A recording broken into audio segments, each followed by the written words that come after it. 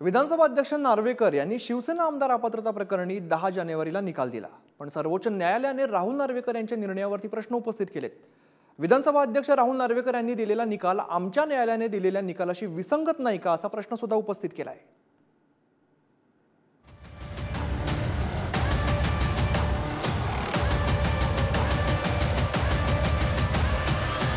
खरी शिवसेना कुणाची ही लढाई अद्याप संपलेली नाही, कारण विधानसभा अध्यक्षांच्या निर्णयाविरोधात ठाकरेंच्या शिवसेनेनं पुन्हा सर्वोच्च न्यायालयाचं दार ठोठावलंय। गुरुवारी झालेल्या सुनावणीवेळी सरन्यायाधीश धनंजय चंद्रचूड यांनी राहुल नार्वेकरांच्या निर्णयावर प्रश्न उपस्थित केले।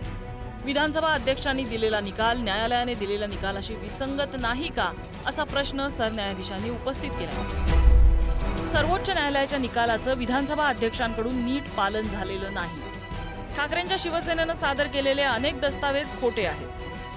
न्यायालयाने सभागृहातील बहुमताच्या आधारावर निर्णय घ्यायला मनाई केली होती। उद्धव ठाकरेंसोबत किती आमदार होते त्याविषयीची कागदपत्र विश्वासार्ह नाही। विधानसभा अध्यक्षांनी सभागृहातल्या बहुमताच्या आधारे निर्णय घेतला। ठाकरे गटाने अध्यक्षांसमोर आणि कोर्टात दाखल केलेल्या कागदपत्रांमध्ये तफावत आहे। नार्वेकरांनी निकाल देताना 2018ची घटना विचारात घेण्याऐवजी 1999 ची घटना विचारात घेतली। उद्धव ठाकरेंची पक्षप्रमुखपदी नेमणूक झाली त्यावेळी अनेक नेते गैरहजर होते। त्या नार्वेकरांना सुद्धा सांगतोय, त्या लबाडाला होय, लबाडच आहे तो। आता निवडणूक लढतोय म्हणतोय भाजपकडनं, पण आज उघडपणाने न्यायदानामध्ये सुद्धा जर भाजपची ही काळी मांजरं बसली असतील तिकडे, तर आम्ही न्याय मागणार कोणाकडे? आणि तसंच हे जे नार्वेकर, आज मी त्यांना आरोपच करतोय की तुम्हाला लोकसभेची उमेदवारी देण्याची लालूच दाखवून तुम्ही माझ्या शिवसेनेच्या विरोधात तुम्हाला निर्णय द्यायला लावला, हा माझा आरोप आहे।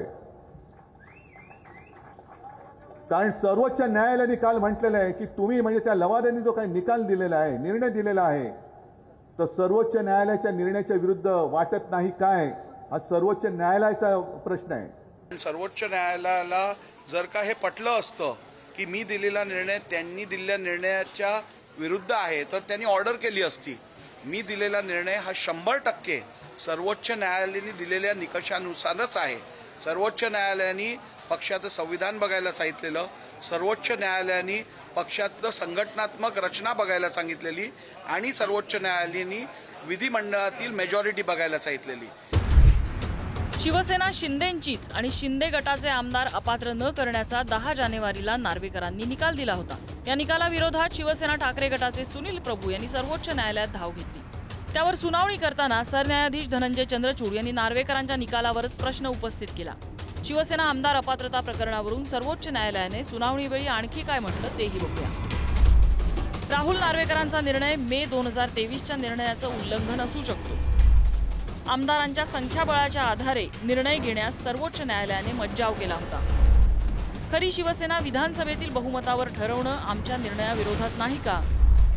नार्वेकरांनी दिलेल्या निकालाची सर्व कागदपत्र न्यायालयात सादर करण्याचे आदेशही कोर्टाने दिले होते। एकनाथ शिंदेंच्या वतीने 1 एप्रिल किंवा त्यापूर्वी प्रतिवाद सादर करा असेही न्यायालयाचे निर्देश आहेत। जो लवाद आहे न्यायालयाने नेमलेला सर्वोच्च राहुल नार्वेकर यांचा, त्या लवादानं जो अन्याय केला आमच्यावर, म्हणजे सरळ सरळ चोर आणि लफंग्यांना त्यांनी पात्र ठरवलं। घटनेच्या 10व्या शेड्यूलनुसार जो पक्षांतर बंदी कायदा आहे त्यानुसार पक्षांतर केलेल्या या शिंदे गटातल्या आमदारांना अपात्र ठरवणं हे अपरिहार्य होतं, पण त्या घटनेची पायमल्ली करून राहुल नार्वेकर यांनी त्यांना पात्र ठरवलं। प्रत्येक व्यक्ती आपली पात्रता जेवढी असते आणि आपली लायकी जेवढी असते त्या हिशोबाने बोलत असतो, त्यामुळे मला त्याच्यावर काय अधिक बोलायचं नाही। मी त्यांनी केलेल्या टीकांवरती प्रतिसाद देणं हे मला वाटतं मी कुठेतरी माझा स्वतःचा अवमान करून घेण्यासारखं आहे। मी माझी पोझिशन लोअर करू इच्छित नाही, आणि संजय राऊत काय बोलतात त्याच्याकडे आज कोणी लक्ष देत नाही, त्यामुळे मी लक्ष द्यायचा काय प्रश्न आहे?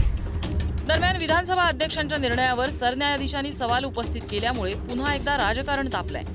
उद्धव ठाकरेंना सुप्रीम कोर्टाकडून न्याय मिळेल अशी अपेक्षा सुप्रिया सुळेंनी व्यक्त केली। मला काही आश्चर्य वाटत नाही, कारण का शिवसेना आणि राष्ट्रवादी काँग्रेस पक्ष, शिवसेना हा पक्ष कैलासवासी बाळासाहेब ठाकरेंनी स्थापन केला आणि ते हयात असताना त्यांनी तो पक्ष उद्धवजींच्या हातात दिला आणि उद्धवजींना सांगितलं की तुम्ही हा चालवा. हे आपण सगळ्यांनी आपल्या डोळ्यांनी आणि कानात ऐकलेलं आहे. ज्या चुकीच्या पद्धतीने शिवसेना पक्ष उद्धवजींकडून अदृश्य शक्तीने काढून घेतला हे चुकीचंच आहे आणि मी माननीय सुप्रीम कोर्टाचे मनपूर्वक आभार मानते की ते उद्धवजींना न्याय देतात. आम्ही आमच्या भवितव्याची चिंता करत नाही. ज्या दिवशी आम्ही उठाव केला त्या टायमाला या सगळ्या गोष्टीची आम्ही निश्चित त्याची सगळी आम्ही चर्चा करून घेतलेला निर्णय, ठाम आणि ठोस निर्णय घ्यायची आमची भूमिका होती. म्हणून सुप्रीम कोर्टाचा निकाल जो घटनेच्या आधारे, जो आम्ही केलेल्या उठावाच्या आधारावर जो निकाल लागेल, आम्हाला आजही अपेक्षा आहे तोही निर्णय आमच्या बाजूने लागेल आणि जे सुप्रीम कोर्टात गेले त्याला ही चपराक जरूर बसेल. सुप्रीम कोर्टानं 1 एप्रिलपर्यंत या संदर्भातली कागदपत्र सादर करण्याचा आदेश विधानसभा अध्यक्षांना दिलाय. त्यामुळे शिंदेंच्या शिवसेनेसाठी हा धक्का तर ठाकरेंसाठी काहीसा दिलासा मानला जातो. त्यामुळे आता 8 एप्रिल रोजी होणाऱ्या पुढील सुनावणीत काय होणार, हे प्रकरण नेमकं कुठपर्यंत चालणार याकडे सगळ्यांचं लक्ष असेल. ब्युरो रिपोर्ट, पुढारी न्यूज.